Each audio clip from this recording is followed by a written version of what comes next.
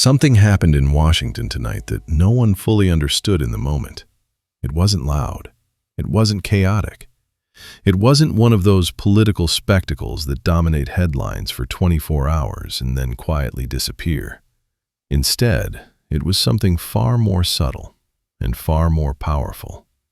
It was a shift in presence, influence, and the very definition of leadership.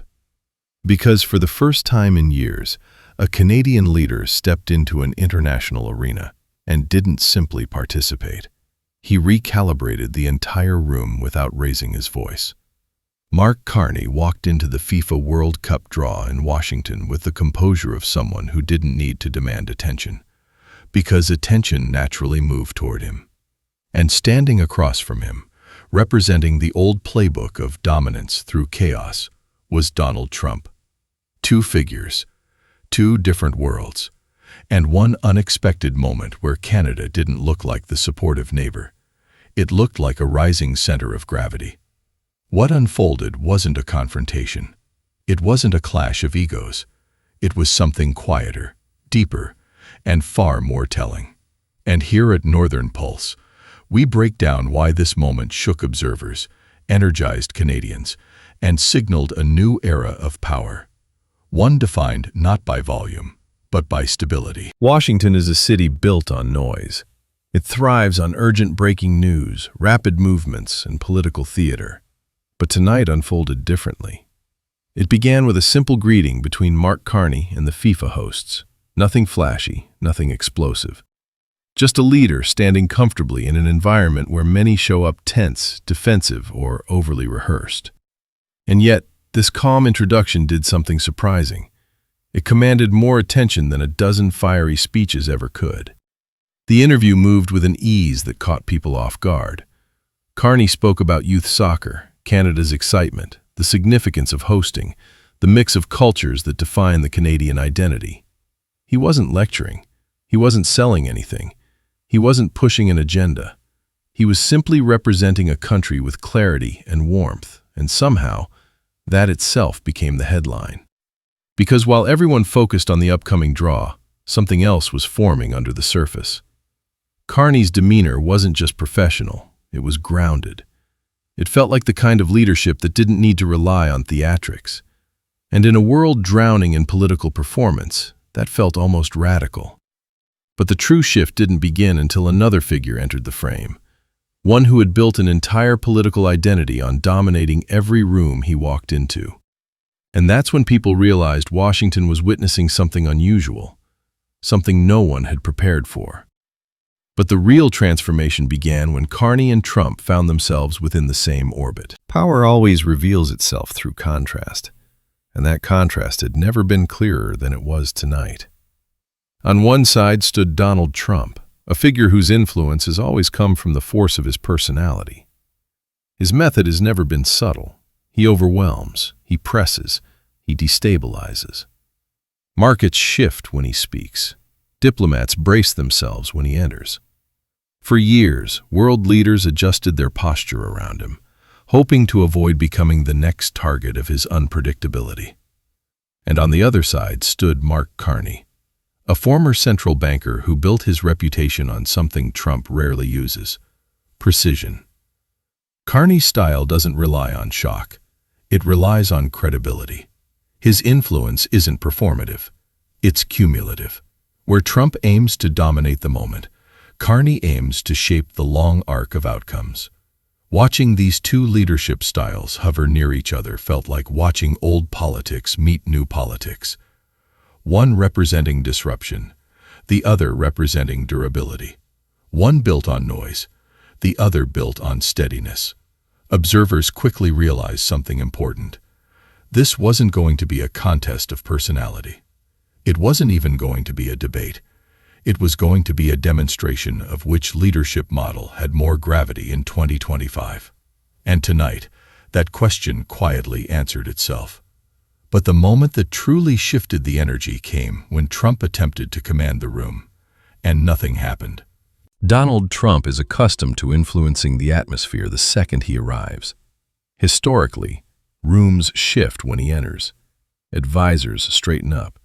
Opponents brace themselves, and supporters prepare for impact.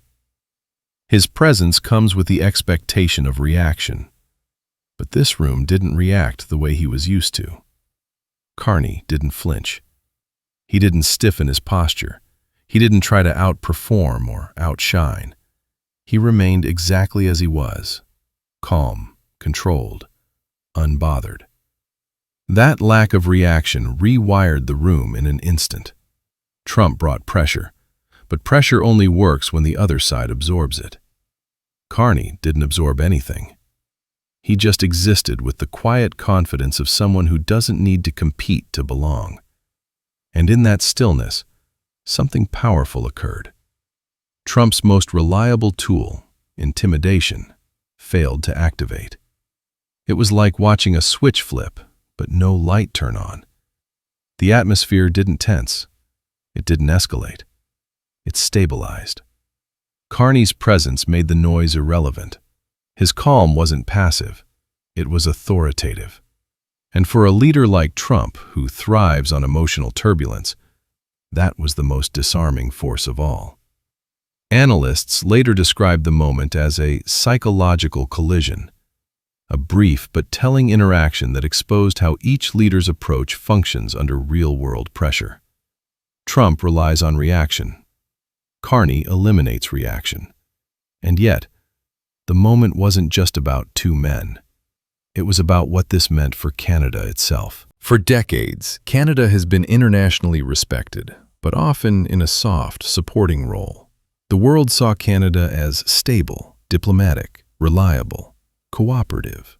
A partner, yes, but not a pace-setter. Not the country that reshaped the room. Tonight cracked that perception. Because Carney didn't behave like a second-tier leader trying to navigate around louder personalities. He behaved like someone representing a nation that no longer needs permission to lead. Canada wasn't adjusting itself to America's posture. It wasn't shrinking back when Trump appeared. It wasn't waiting for space to speak. Canada was the space.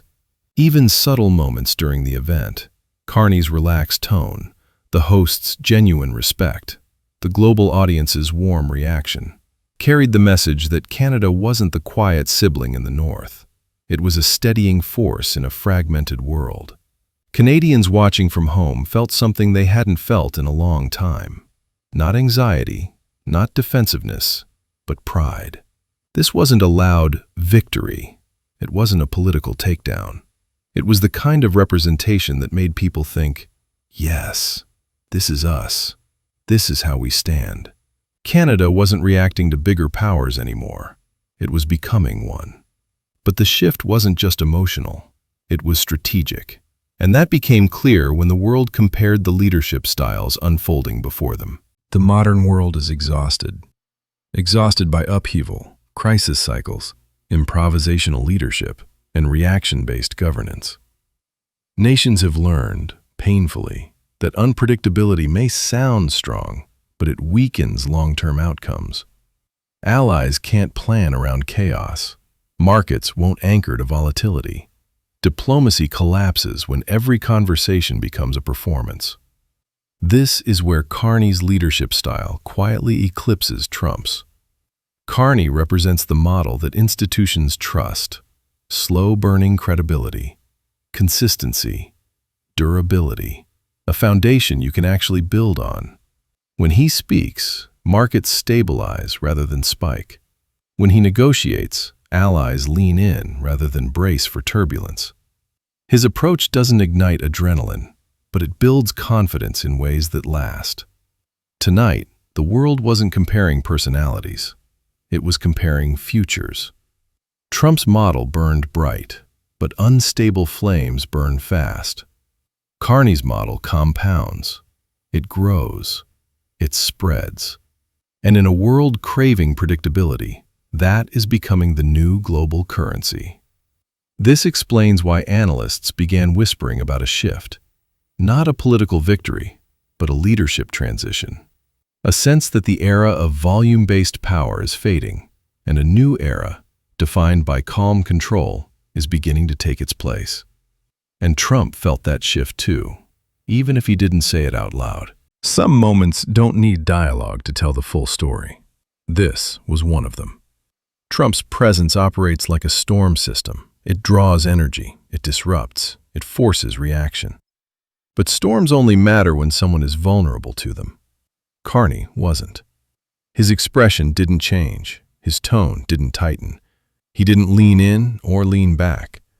He didn't try to neutralize Trump. He simply didn't respond to the pressure at all. That absence of fear was louder than any confrontation. Observers noticed something subtle but significant. Trump's posture shifted. His energy softened. Not out of respect, but out of miscalculation. The intimidation strategy had nowhere to land. And when a tactic stops working, it exposes the limits of the person using it. This wasn't a defeat. It wasn't humiliation. It was something different, an expiration. A signal that the method Trump used for years may no longer carry the same force. Meanwhile, Canada looked unshakable. Not because it pushed back, but because it didn't need to. And for millions of Canadians watching, this moment didn't spark outrage or adrenaline. It sparked recognition, a realization that the country had stepped into a new role on the world stage, and it was doing so with dignity intact. But the emotional impact spread far beyond Washington. Across Canada, people felt something shift internally, a calm, steady certainty replacing years of political fatigue. It wasn't excitement, it wasn't anger, it was something deeper, reassurance, a feeling that Canada wasn't being dragged into chaos or overshadowed by louder neighbors. It was standing tall, standing steady, and standing on its own terms. Canadians saw a leader who didn't need to shout to be heard, a leader who didn't need to provoke to influence, a leader who could command attention simply by being anchored, disciplined, and unshaken. Families watching at home felt proud. Young Canadians saw an example of leadership they could aspire to. Leadership without cruelty, without chaos, without theatrical aggression. Older Canadians recognized a return to something essential: diplomacy with backbone, integrity without fear. This wasn't a viral moment designed to entertain. It was a confirmation of something many Canadians quietly hoped was still true, that Canada can still be powerful without abandoning its values, that leadership can still be civilized without being weak, and that stability isn't outdated, it's becoming rare and therefore valuable. Carney didn't speak for Canada. He reflected Canada. And what that means for the future of global leadership is bigger than one event. History doesn't reward the loudest voice in the room. It rewards the influence that endures. Disruption may dominate headlines, but stability shapes outcomes. And tonight, Canada reminded the world that the future of leadership doesn't belong to those who rely on intimidation. It belongs to those who can hold the room without raising their voice. Carney didn't defeat Trump. He didn't need to. What happened was more significant. The old tactics simply didn't work anymore. Influence rooted in fear faded. Influence rooted in trust strengthened. Canada left Washington without theatrics, but with something far more powerful: increased credibility. And credibility, once established, becomes a gravitational force. Countries align with it. Markets respond to it. People believe in it. This event will not be remembered as a showdown. It will be remembered as a transition. A moment where a nation long underestimated stepped into its own, and did so without losing the gentleness, dignity, or calm that define it. And for Canadians everywhere, this wasn't noise. It was clarity. A clear sign that leadership, at its highest form, isn't about dominance. It's about durability, the kind that lasts, the kind that guides, the kind that the world, finally, is ready to follow.